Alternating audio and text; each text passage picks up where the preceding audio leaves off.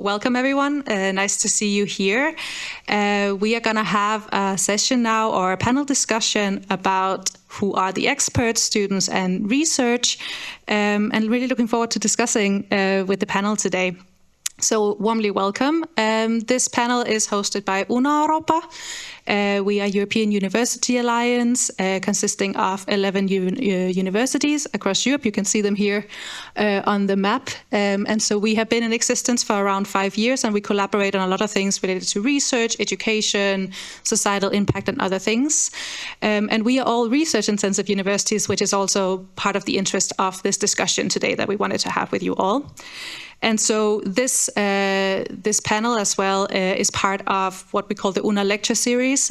So we do have every year a kind of an event that relates to sort of a discussion we want to have with societal actors, and this is part of that from our University of Helsinki side. And just to present myself as well, my name is Stinne Vognaes. I work at University of Helsinki and Europa, and I am leading our work on student empowerment and kind of really thinking about the role of students as well in the University of the future. And again, when it comes to education and research, I think there's a lot of thoughts and questions we can discuss as well about how that preferably also could look like.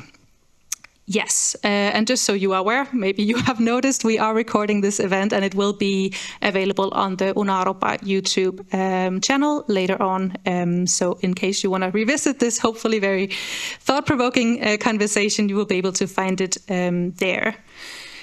Yes, but just before we get started with the panelists, we are curious to kind of hear also who is in the room.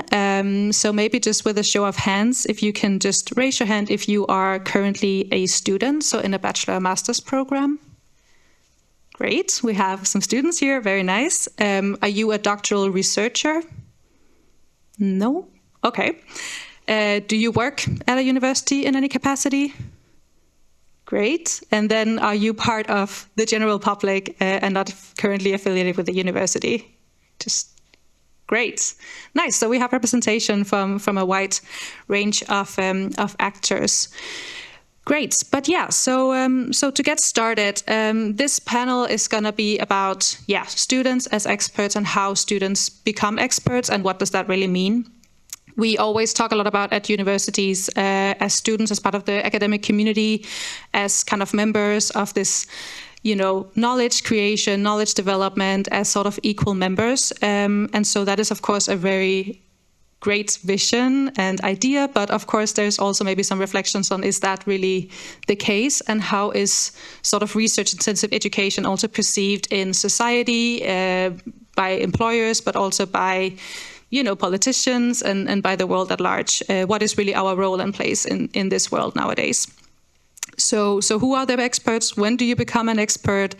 Who is perceiving you as an expert or not? And what's really the value of what we are offering in today's world? So to discuss these very interesting questions, we have 3 panelists here. So we have Markku Sipola, who is a senior university lecturer. We have Caleb Davis, an alumni of the University of Helsinki and also working at Nordea. And then we have Sonja Amadei, who is the title of docent and also program director of the Global Politics and Communication Masters. So very warmly welcome. We were also supposed to have a 4th panelist who is a doctoral researcher, but unfortunately she is sick and not able to join us. So we will have to feel free to add any perspective if you wish, but we're unfortunately not able to bring that here today. And so if you're curious to learn more about our panelists, you can find more information behind the QR code and learn more about their work and their profiles. Very well. I think we are ready to get started. So to kind of move to the first part of the discussion, we will have also, I think, as if you've been to other sessions, there will be a little a link that you can click, and you can add your comments, your questions, any sort of reflections you want to add, and I will monitor it along the way and bring it into the conversation, and we will also hopefully have time for a few questions at the end. So feel free to engage and bring your reflections. But yeah, so to start off, very easy question: what's the purpose of research-intensive education? But maybe to start a bit lighter, I thought it would be interesting because our introductions were quite short. So maybe you can share a bit more about yourself and your interest, and maybe also what made you agree to participate in this panel, or what is your personal or kind of professional perspective on this topic. So I don't know if anyone feels called to start the conversation.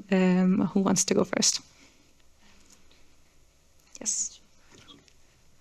So hi everyone again, my name is Sonia, and I was so delighted when this invitation crossed my desktop, because I fundamentally believe that a university should both intertwine research and teaching, and that the student should be a leading part of that mission, directive experience, learning process. But of course, the tension is that usually faculty, like in an exam situation, they don't want the students second guessing. I mean, it's okay to question exam grade, but it shouldn't be an equal like, oh no, but I should get a 5 and not a 4. So there is some kind of a knowledge and experience hierarchy. So how can you maintain that hierarchy and at the same time say, no, but students are also researchers? In my own experience, I found that the more that we give students exercises where they have to conduct research, like with the master's thesis, which is actually how I got to know Stinne. She's one of our GPC students who worked on the Humboldtian University. And so we've had this conversation ongoing for some time. And I'm just going to finish my introduction with just mentioning that in one of my courses, I have students do a research paper where we've actually managed to publish some of the papers, and we've actually managed to publish them online. Not all of them, but it's a bar, and it gives the students that immediate sense of the experience, but also the rewarding fulfillment if you can publish. So I'll just move on then to go down the line. Hi, I'm Caleb Davis, and I think why I'm here is I love to keep coming back to the University of Helsinki. I came first as an exchange student, then came back for a master's degree in the European and Nordic Studies program. And in that program, I focused mainly on Nordic culture. And I think that's how I've jumped into the world of financial crime prevention at Nordea. I think I've taken that skills to learn about culture and apply it to criminal culture, taking in as much information, detail as possible from the media, from experts, from the authorities, to turn it into intelligence products used across the bank. But I also have a little background in higher education policy before I moved to Helsinki, so it's always nice to engage in these conversations. And maybe why it's so important to me, I was thinking before the panel, it's almost 10 years since Brexit. And in the UK, where I'm from, we had a very famous politician saying, but the public is sick of experts. And to me, that's quite worrying. And I think if we've seen anything over the last 10 years, or indeed the fact that Brexit happened, maybe there is a bit of a debate going on in society around the role of the expert, which is possibly a position that universities, researchers, students, all probably want to be taking. But maybe I'll leave it there. No doubt we'll get into a deeper conversation and pass over.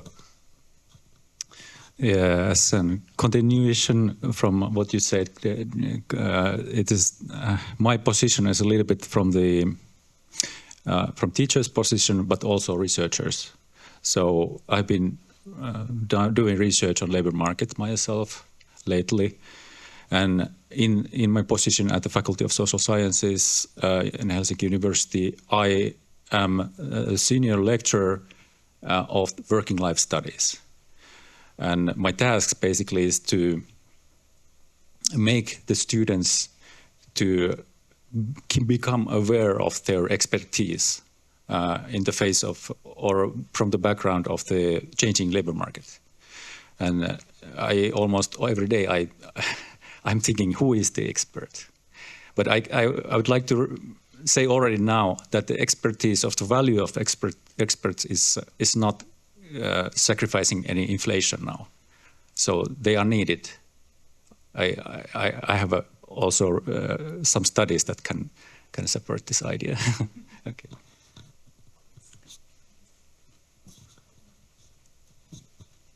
Great. Well, thank you for the sort of brief introductions and already kind of bringing up, I think, a lot of really interesting questions and points. I think you all mentioned, well, again, the title of the panel as well is who is the expert and what does it mean, and kind of how is society perceiving experts. I think again, being at a research-intensive university and offering education that is often in research masters, for example, there is a lot of questions kind of on, when and how do you become an expert? And especially when we think about our role compared to, for example, University of Applied Sciences. So I would be curious to think a bit of, maybe reflect on what do you think kind of the research-intensive education is really about, for example, thinking about who is the expert and how do you develop that skill. And also since our type of education is not always as easily translatable to a profession or to a kind of a role out in the quote unquote real world. So I'll be curious to hear any reflections on these questions of what is it that our education really offers and can do, and how does this expertise sort of develop through that education?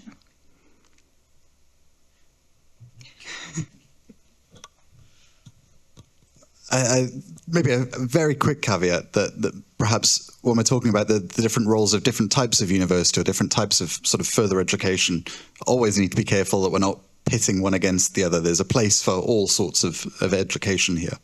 But when it comes to the research intensive, if I reflect back on my own experience, I think what it's given me, and I hope what it's given many people, is this creativity. If I think about corporate life, it's definitely a skill, one of the softer skills that are very much in demand, and the ability to think critically, think creatively, think openly.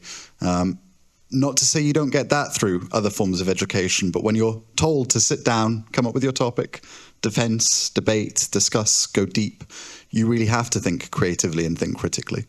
Yeah, perhaps I'll leave it with there and see if there's anything that anyone else wants to add. Yeah, so what comes to mind, I think this is such a complex topic right now. So how do we grow a student into, well, I mean, it's a long process. So you have the undergraduate, we're probably all teaching at all those levels. So you have the undergraduate, the master's, and then the PhD level. And even I think when students graduate with a master's degree, I think that process where you write the thesis, you definitely feel like you have some kind of an expertise that you're able to show. I think that to some extent it's just bread and butter, like learning methodology, learning to be in these seminars for this critical theory, defending your ideas. But I'm going to throw in two bigger picture aspects here. And one of them has to do with the new role of artificial intelligence. And I know it's like, oh, Pandora's box, but I think that's okay under the setting of Una.Europa, because we've all really had to change our teaching in terms of how the AI tools, what do they do for what an expert is. And I think now it's even more important for universities to show we're not just creating the robot where you ask it a question and it spits something out. Although students, I think themselves are starting to maybe think expertise is like asking an AI tool. But so I'm adding to this, like to grow into this kind of an expert, you need to master these AI tools. And like I'm asking my students to use Perplexity AI because it always gives the sources.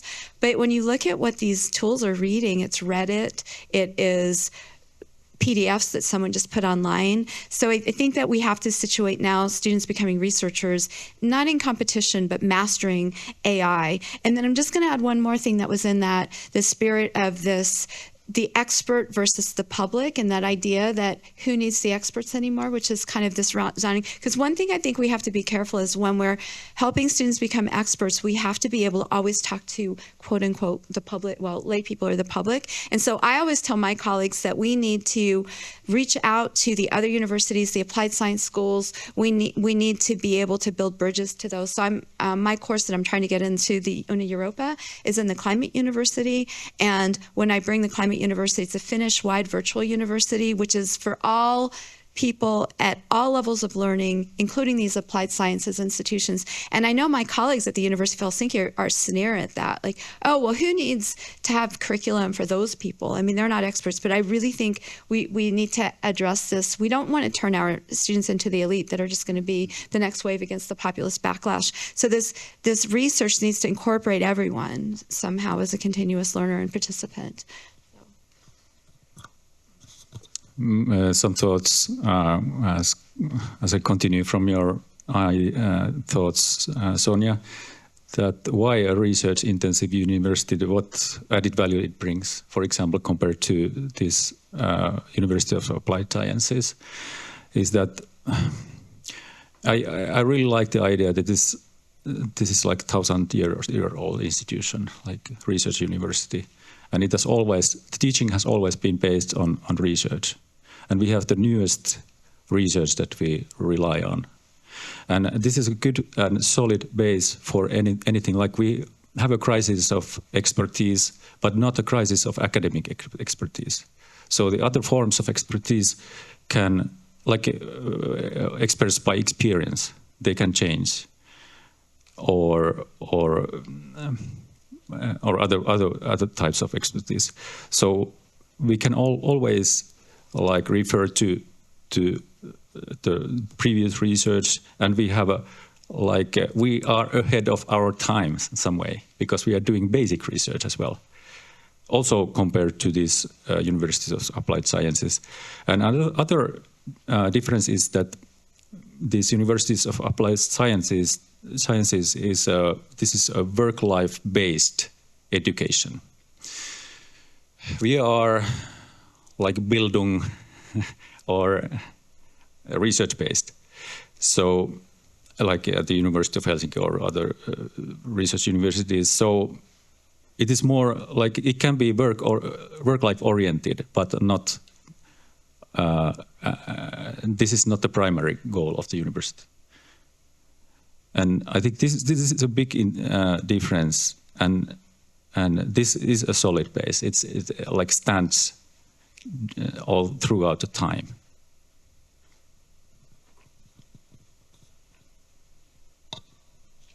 Anyone wants to comment? Or maybe to build on the AI point, because I know it's probably something that's going through a lot of people's minds at the moment. Coming from the corporate angle, and please challenge me if I'm wrong, one of the first times that we've had an innovation that's maybe not coming through the universities first. If I think even about the internet, that was the universities have the access to this sort of tools and knowledge to move quickly and fast and share this. But in corporate life, we are moving quickly with AI. I don't think there are any corporations that aren't. And if we aren't encouraging our students to embrace this sort of technology, I think there was always this sort of thought of why should we be Googling or searching or not just looking back at the past texts and the libraries that we've got. And I think it's because we need to develop those skills, but also we need to understand how most people are getting their information. How are people digesting things? I remember once being very dry when someone told me you should be watching news on TikTok. And I thought, why? Why on earth would I want to do that?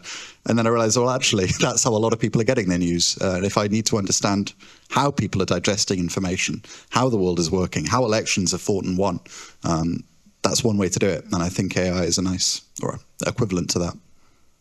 Yeah, so I'm gonna add on. I love the big picture conversation. And Markku, when you were talking about the role of education in like society more widely, I think that, well, when I came to Finland and I interviewed for the position that I got, Uskalimäki, who was the director of the philosophy of social science, took me to the Senate Square and we walked through all the buildings that are the University of Helsinki main campus, and just stressed the importance of, for Finland, for civil society, that it was part of this Protestant tradition that you don't have the Pope. We all have our own inner experience and our own inner sense of enlightenment. And I was so inspired by that ideal. And I think also that, yes, people who get doctorates are part of some kind of an elite, but it is merit-based. It's not by birth. It is something that anybody, especially in Finland where there's free education still from kindergarten all the way through master's. So I think in that sense too, that we have to look at this, the role of research, that it is the bread and butter of the university, the intensive research university, and it is what's fundamental to Western civil society at the end of the day. So just to pick up those themes and take them, add a comment on that.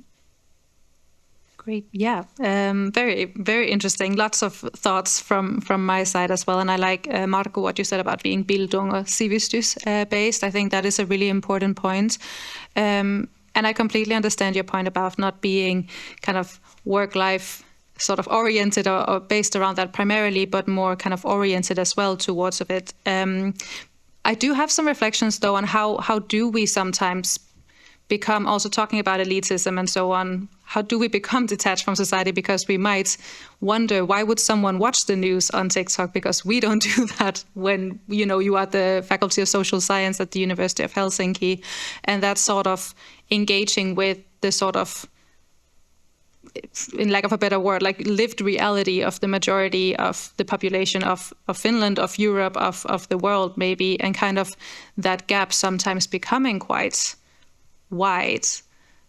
So how to sort of grapple with that, and of course keeping the critical thinking, keeping what makes this institution, research and research-based education, really important, and ensures that we have graduates that can go challenge this, but also not be above it in a way, kind of recognize it as sort of, the lived reality of a lot of people. Because sometimes I could be concerned that we are educating a sort of slightly above the rest elite in sort of these types of institutions. And so I'm just curious to hear how you see this tension, or if it's an unavoidable one.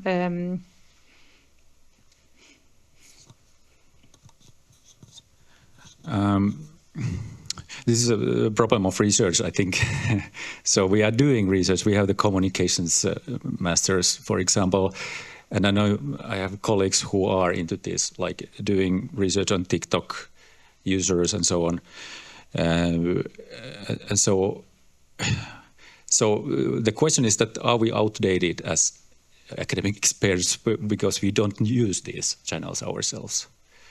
And I have to admit that we were a little bit late we didn't expect such political currents that happened, for example, United States or in Europe. It's kind of populist movements, and this is what's a pitfall in sociological research, for example. But still, I think, I cannot basically answer this question because this is so, we are latecomers in this currents, and this world is going very quickly ahead nowadays. But still, I believe that there is something like ethical basis and so on, which are given by our academic education, and which is still there, and we can, for example, make problem solving on the basis of these ethical guidelines that we have through our expertise. And we can be above this phenomena, but then there is the problem of elitism as well. Maybe I cannot answer the question. Maybe perhaps if I reflect on the culture side, an element of this I think is image based as well, and maybe that's because of the passing of time. But if I take the sort of example from student life, I remember moving here and being shocked that, the classic student party is everyone dressing up in sort of white tie and the formal attire, if you're not in your halarit anyway, and having a conversation and people saying, well, this is because it's originally to poke fun at the elite and the students are sort of mocking by doing this. And I have to think, well, time has passed now, and maybe that isn't so much mocking anymore as it is people not really understanding that that's where that tradition came from. And I know that's image and I know that's branding, but I think that's that reflecting on your story, walking around the buildings, the campus and seeing the value, we might remember those values, but are we living up to them in the way that we perhaps should be? Are we modernizing them? Just a small example, but I think it maybe stands the test of time that we're not always the best at looking at ourselves in the mirror. Even if we know that there's a problem of elitism, are we actually trying to do anything to address that? Yeah, so again, I love the big scope of these questions and everyone's thoughts.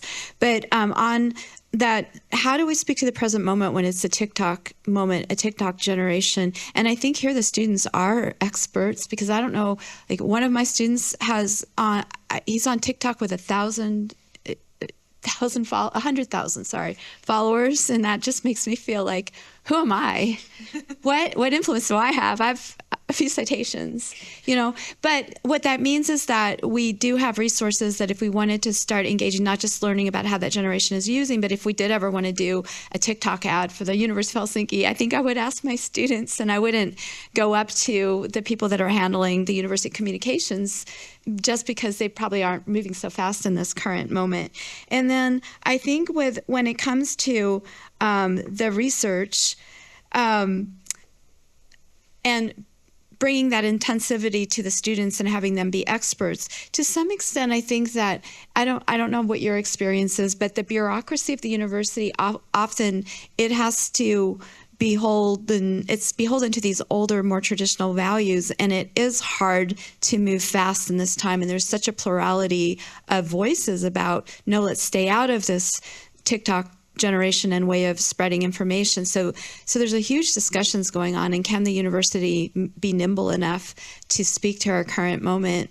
I guess it's an ongoing challenge, but I think we're all actively participating in it, and so we don't have those quick answers. I do think that from a nuts and bolts point of view, we should be in touch with all those other levels of education. We should be inviting them here. We should be giving seminars to them. And I also think from a nuts and bolts, I personally would start revising the way the master's thesis is done. I've brought that up in different venues. Like, either it should be a research paper that people can publish, or it should maybe be something where it could be useful to a specific audience who's like your thesis. The second it was published, everybody was interested in it because it was helping answer some of these questions. But how to help students be in a position where they can write what they're interested on that has immediate relevance. And I see students really struggling with that, so. And I really like the point there about that we want to be inviting all of these other education forums, places, universities, but I think we also want to be invited by them in the same way that I think we talk sometimes about social scientists struggling to brand themselves in the workplace. Well, maybe as a university, we might have something to learn about sort of that branding and image from other educational institutions that are able to pull people in, building that partnership. So, and I totally agree. But for example, our project went to Provinci Rock 2024. Well, it was great. We had a booth. They gave us a booth. I mean, it was like part of this trying to get business and different. But we had an approach, say, in Yoki, their University of Applied Sciences, and of course that was a real blunder. Like, of course. So I've reached out to them now, but we need to be thinking about what's going on in these communities, and it was a real learning lesson for me. So yeah, thank you for that point too. Well, thank you all for these. It actually leads very nicely into the next topic as well that we want to discuss, which is, what you already discussed quite a bit.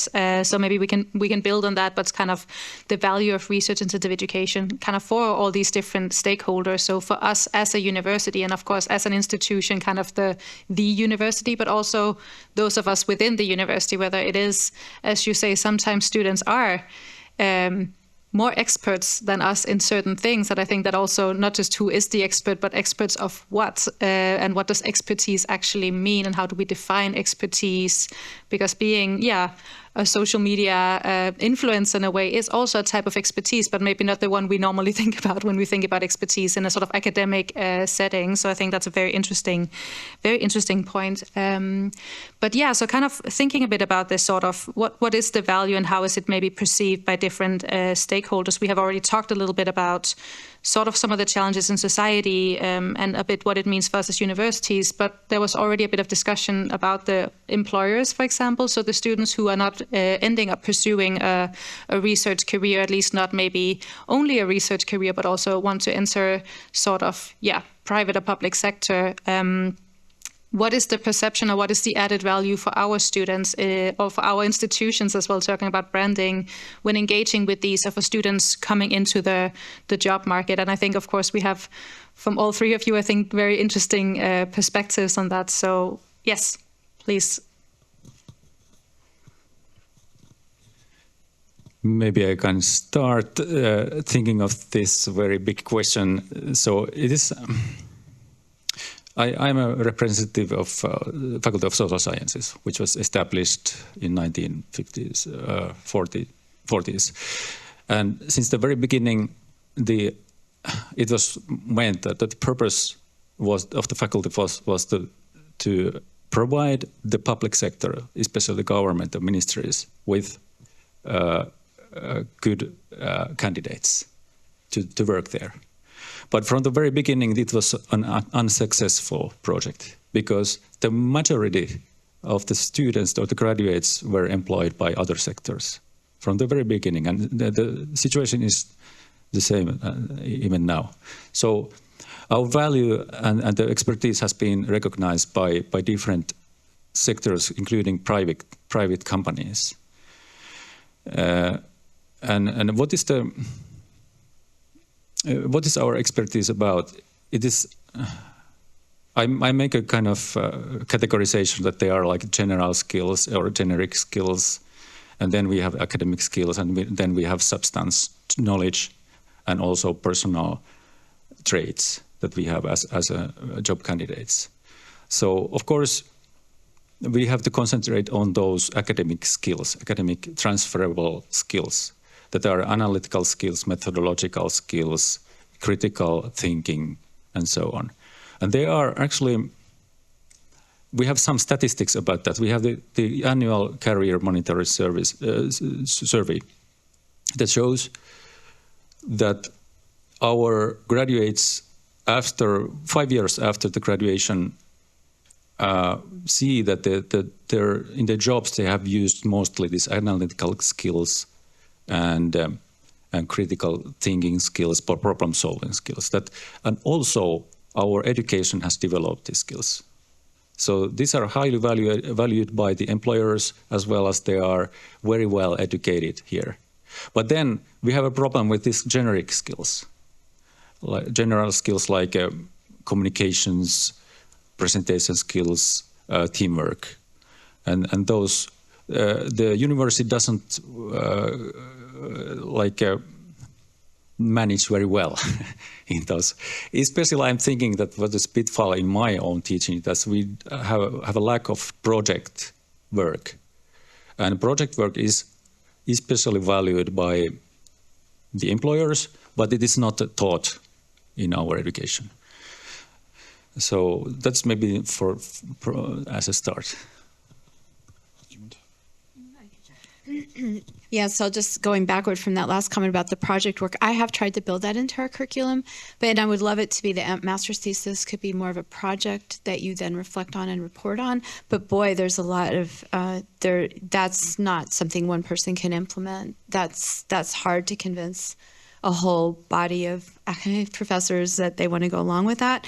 And then thinking about at the University of Helsinki, where I'd give some real strong bonus points, is the student representatives.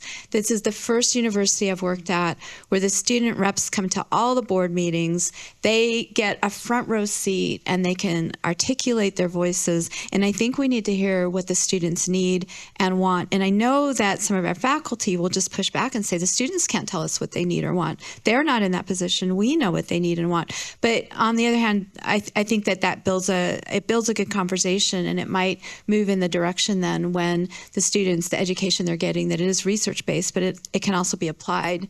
And then I think that one thing that I don't give us so many brownie points for acknowledgement is that I don't think we're doing a very good job. Maybe, Marco, you were talking about, following students and seeing where they end up and getting jobs. But I know for GPC, we don't have a very clear idea.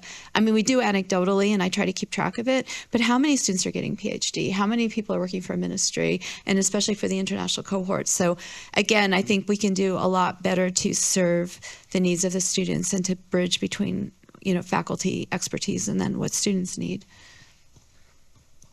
Maybe to follow on that point about the international cohort, I do remember in I think it was maybe early 2021, Yle coming to interview me, and I look at the headline and it's essentially "Immigrant Gets Job," and I think, wow, this is I can't imagine the BBC going to find a Finn in London to do the same story, but it's definitely a problem, definitely a problem that international students face, international background as well, and I guess I can reflect on social sciences. I do think that the social sciences students perhaps lack some of that confidence to get out into the workplace, to get out into the sort of the either the public or the private sector if research isn't the path for them. And as a university, we could be doing more, as every university is probably saying the same, research intensive. But I echo everything about the sort of student representation being strong here at the University of Helsinki. It's these sorts of opportunities that gave me the skills to be able to apply for these corporate jobs by being involved in these board meetings, these student organizations and the likes. We really need to sort of enhance that. But I think some of it maybe also comes back to this point about branding or even language. I'm not a big fan of the term personal branding, but I do think it's something that we could probably be helping our students do a better job of. But at the same time, personal branding to one person, to me, is just being my authentic self. And although these terms are all slightly different, it's about using the sort of language and terminology that might get you through the door. What words are you using on the CV? They'll be different from the words you'll be putting into the abstract and the words that you'll be using in sort of your everyday conversation, even if they're all somewhat similarities for one another. Yeah, I want to add that about this branding, we have been talking with this working life teachers of different faculties that there is no window for example, companies from the side of the university to show what kind of experts we produce. And such a window should be created. And we have to do the work that we get these employers, private sector employers, more aware of what kind of expertise we will produce in our faculty, for example, and our university. So that is lacking. This is much more straightforward in like Aalto University, that they have already channels with particular big companies that they know each other. They have a lot of projects each other. They know what kind of skills these graduates have. And another point that I want to tell now is that I'm always thinking of this master's thesis as a kind of business card. That it shows this is an excellent, at least in Finnish circumstances, this is an excellent way of showing what is your substance knowledge. And also in the Finnish environment, the fact that you have already done your master's thesis is that you have gone through a process which is quite strict. And it tells to the employer, the potential employer, that they are able to do something, do a project, single project from the beginning to the end. And it's not a very easy one. Yeah, I couldn't agree more on the master's thesis, and they are available to the public. I mean, they're available in the archive, so they're public, and Google Scholar can find them and find citations in them. And I think that how do students build their calling card? We've initiated on our website student portfolios for our master's students, but what we've learned is that could be so strengthened where they could have a LinkedIn link on their profile at the university, and the LinkedIn it could advertise the University of Helsinki and the students, and there could be a huge synergy in taking better advantage. There could be LinkedIn groups. It's a powerful source, and it doesn't take you into TikTok territory. It's totally legitimate, and people are really using it increasingly. So I think that's a very concrete step. Also on this, the COS program has initiated the career fair. We tried to have the thesis festival, but I do think that having events where we could mingle with businesses and students and maybe organize nonprofits. But there's, again, pushback from some of our faculty. At least I can say that that's not necessarily smooth sailing. And then I guess the last thing, again, from the big picture, it's interesting to think about, the word that comes to mind when I have brought up having some kind of something like the Career Festival, that's neoliberal. And somehow if it's neoliberal, then it's categorically bad. But I think we have to realize we are in a neoliberal time, meaning that students are supposed to demonstrate their value added. They have to perform. We monetize everything, all of those things that come along with neoliberalism. But that is the world we live in. And we have to find a way to be critics of neoliberalism, but realize that we can critique it to death, but that doesn't do our students a service if they come out of the university and they're like, it's a neoliberal world, I'm opting out. We have to be the ones that show constructive paths forward in the neoliberal world by showing how to have boundaries and showing how to be constructive with all of those performativity challenges. I was meeting with a friend that I've known since she was a kid that now is a first-year undergraduate in a different country, who's in Rotterdam University in Amsterdam, and she was like all over these words of performativity. All we do now is our generation, we have to perform everywhere, and it's like, yes, the young people are really under a lot more pressure than even our master's students. It's a different world. So we have to help people navigate that better. Yeah. Sorry, go for it. I would like to say some words about this international master's students. This is a little bit like, these are two categories of graduates. Like, these are like our domestic ones and international ones. And I have no clue how to resolve this problem of that, like half of the graduates from these master's programs go abroad in 5 years after graduation. And it's like one thing is that as a university, we also change the society. We have an ability to change the society. And one thing that should be changed is the attitudes of Finnish employers. Because I have made myself interviews of these international graduates, and I have realized how really good experts they are, how good knowledge they have, how good academic skills they have. But there is no response from the potential employers, even if they go to the job interview. And that is the project that we have to do as a society, as Finns. I think there was the study in 23 that showed nearly half of all international students plan to leave Finland. And they're planning that during their degree because they have already sort of, not to speak for all of them, but lost that hope. And I think that's something that needs to be combated early in that degree process. But at the same time, if you can solve discrimination in a panel discussion, that would be fantastic. And we do know that there's always going to be the language barrier. That's one thing that is there. We need to accept it. We need to do our best to work around it. But there are those jobs that perhaps don't require it. I remember, and I won't say the company, but I got down to the final 3 out of 1,200 candidates, and then was told the job requires Finnish. And you think, you could have told me that 1,200 candidates ago. So the problem is very real. But maybe on the flip side, aside from those Finnish employers, on that sort of point about how fantastic sort of that research element is of a master's degree, sometimes the international employers might not see that. And I say that because not necessarily my managers haven't seen that, but they don't have masters. They're not Finnish. If I think about coming from the UK, where education is a bit more elitist, it's near impossible for someone to get a master's degree without money in their pocket. So employers don't have master's degrees. We need to tell the employer why this is such a fantastic thing to have gone through, to have developed those research skills, because it might not be obvious. And I think sometimes we assume that it is, particularly for the big corporations. So there's actually a question now in the forum that actually ties really nicely into this, and you already kind of touched upon it, but I'm curious if there's any other thoughts on this. So the question goes, is there a gap between the skills employers are looking for? It's not on the screen, sorry. I have it here on the forum.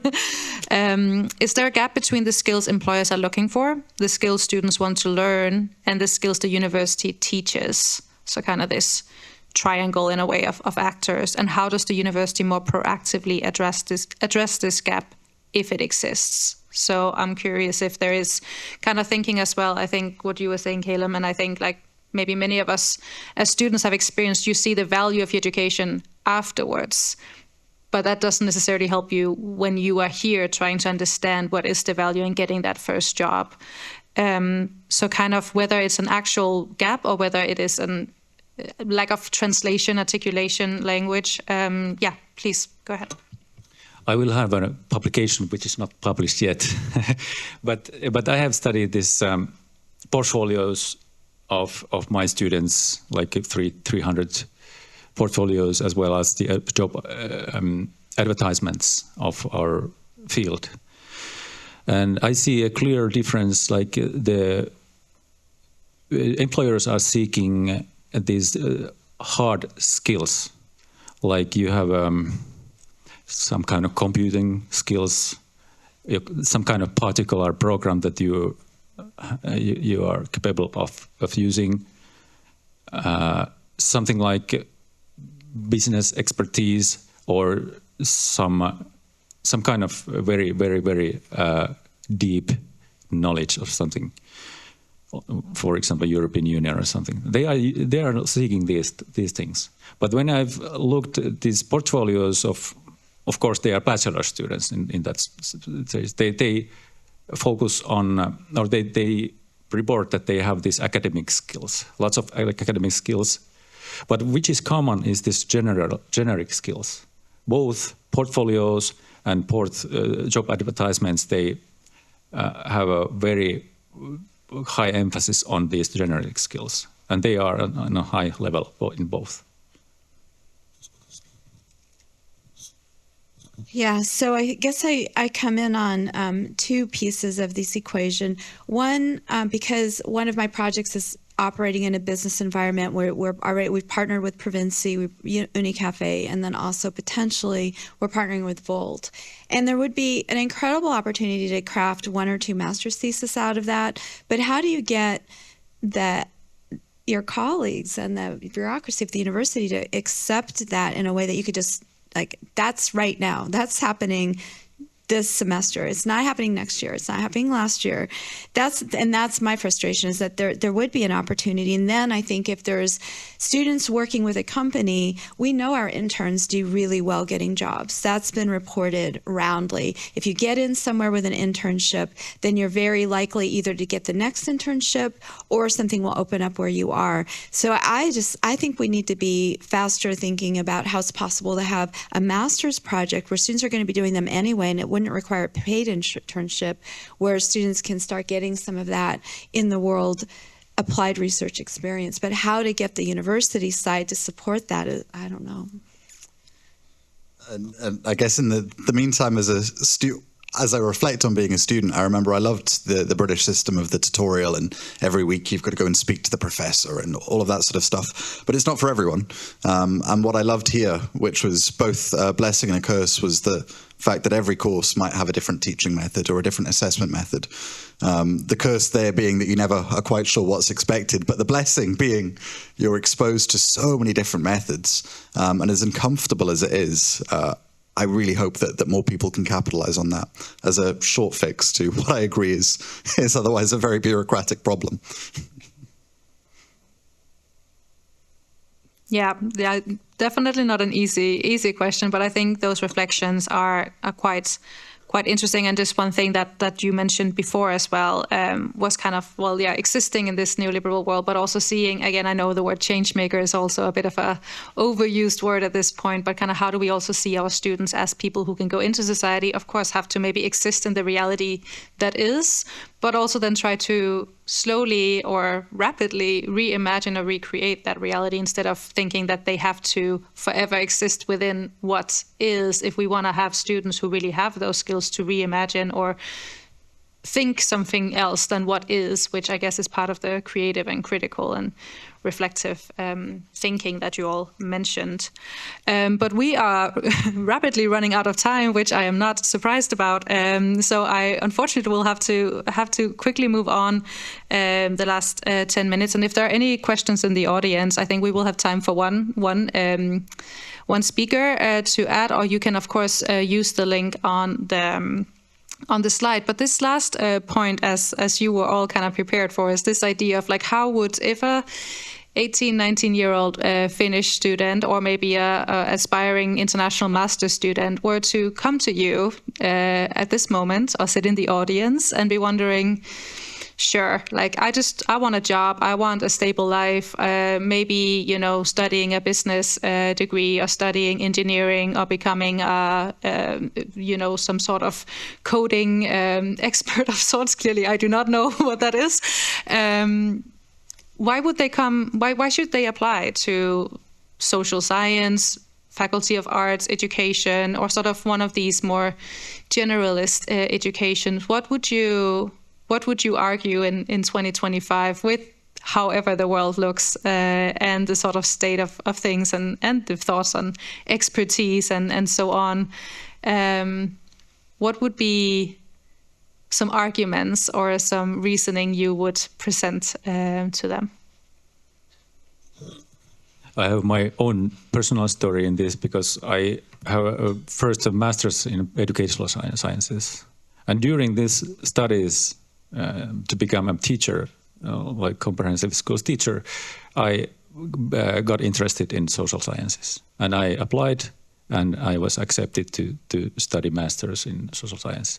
So basically most of our students are driven by their interest and their desire for such things to know more, and I think it's an excellent point of departure that you want to know more about how the world works. And now, as last words, I would like to say some confirming or some positive things, and I always, every year, when I see our career monitor survey results, I see how good employment we have. Even though at the time of the graduation, it is not sure. Most of us are not sure what is the future, what our future is. Maybe there is some job in some other sector or something that's not really related to our education. But then, within 5 years, we have like in this survey, we still are above 95% of employment and only 2-3% of unemployment. This is not like a representative in the sense that all of our graduates do not reply to this survey, but still is quite good. Also, from other statistics, we know that we have a good employability. So we are needed still. I would echo that completely. I think if we need to, as students at least, reflect on the gaps that we might have in able to get those jobs, those gaps are going to be a lot harder to digest if you're studying something you're not interested in. What's the point in being a coder if you're not passionate about it? In the same way, what's the point in studying Russian literature if you've not got an interest in that either? But I guess the sort of extreme example would be, if anything, over the past few years, I think the questions that we used to think were hypothetical around democracy and freedom and liberty are maybe less hypothetical than we thought. And even if we aren't confident exactly on what an expert is, our expertise is very much needed in the future. And maybe the final one is just that you, on a very personal level, through a research-intensive university, can grow a fantastic network of people with different viewpoints, that diversity of thought that we need to talk about. Of course, it's not a complete network, but it's a network nevertheless that you can grow and build from. Yeah, and I would echo these 2 points already, that our students do so well in getting jobs. And I know we're in Finland's in a bit of a recession now, but before I was told my incoming students, was sort of my running joke, that most of our students, especially if you're Finnish, they may not finish because they get their jobs before the employer. They were so hot on the employment market that they had full-time jobs and made it. We have lots of students that just already had their jobs before they graduate. So, and it may be a little bit more tough now, but we've seen over and again that our students are doing fine on the job market, both the Finnish students and the international students. And yes, this time with the crisis of democracy and climate change and practically all of our global problems come more down to social science types of collective action problems than just the engineering works. We know how to engineer things and we can build better weapons and whatnot, but how do we actually solve social problems? That's where the action is.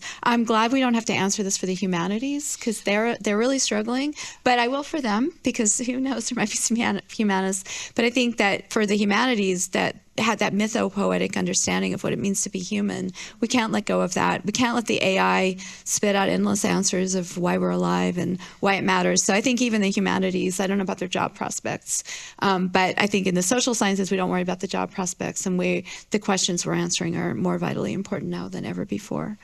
So. Wonderful. Are there any questions from the audience that you want to share? Otherwise, I do have more questions to ask, but I just wanted to give the opportunity for anyone who wants to jump in. Don't see too many. Oh, yes, please. Just so everyone hears.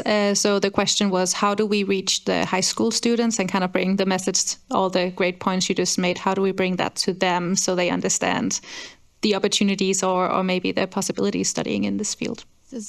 I'm going to just jump in on this because through the Climate University, which is not the elite, yes, the elite student universities are part of that in Finland, but lots of other institutions are too. And they're working on, for example, micro-credentialing or all kinds of educational formats that are available online that even a high school teacher could integrate into their classroom. So, and I know that the MOOC I created, GPC 001, it could be for high school students. So I wonder if we could have some intentional outreach so that we have some products that are available to sort of tease the minds of these really younger people and to open them up to the possibilities of the university. That would be my very concrete answer. I guess my concrete would be to capitalize on the student organizations that are live and active here at the university. I know maybe not the high schoolers, but just last month I had 100 students from Haaga-Helia at Nordea presenting what can we do to you. So I don't want to say it's as simple as asking, but I think the student organizations are a great way in there.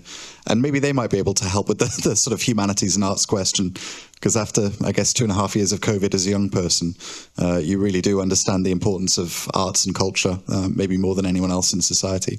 But yeah, capitalize on the student organizations. There's few universities in the world with as rich a culture. This is a hugely important question because high school students do not necessarily know what is sociology. They know psychology, but what is sociology, for example, and social psychology maybe. And the thing is that we have a thing called tiedekasvatus, science education, and we have different approaches. For example, now this academic year, we have a project with one high school, Konepajan Lukio, that they bring their student groups to our lecturers, just to become acquainted to our teaching and our subjects and so on. And we need more. We need this more.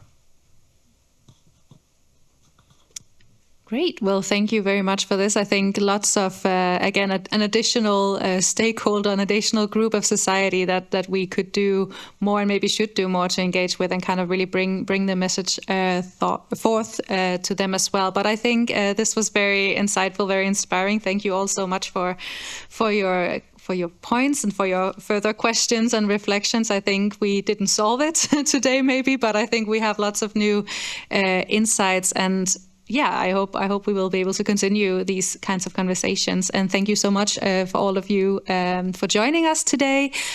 Please do check out of course, the program of the DN Päivät. There's a lot of exciting events, and there's also a feedback form. So please do fill that out so we can hear what you thought about the session. And also please check out Una.Europa if you're interested. We're always happy to talk to you and tell you more about our work. So yeah, thank you so much for joining, and have a great afternoon and weekend.